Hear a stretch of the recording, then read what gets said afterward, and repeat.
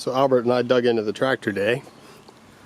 We were able to break the spark plugs loose without issue using a little bit of screw loose and a 13/16 wrench. The inside of the cylinders looks amazing. I used a borescope.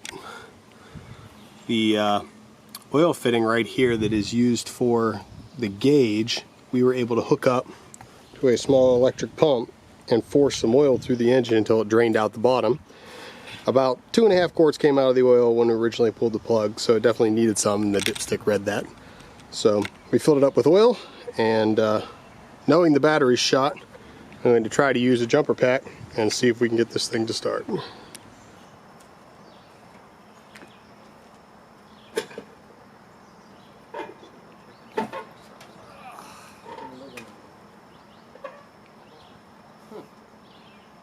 At some point you just add Coca-Cola and mix and you're good, right?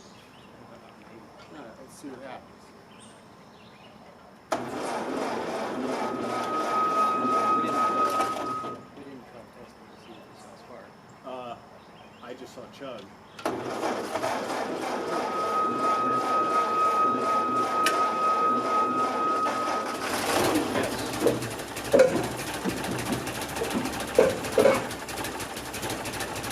PTO's on.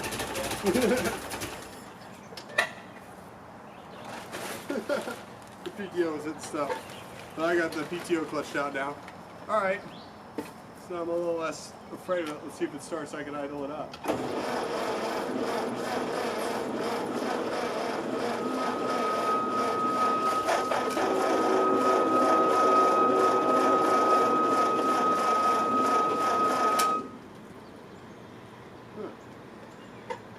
Try.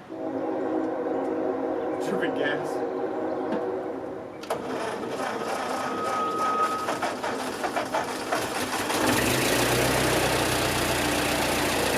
Gosh, don't even leak.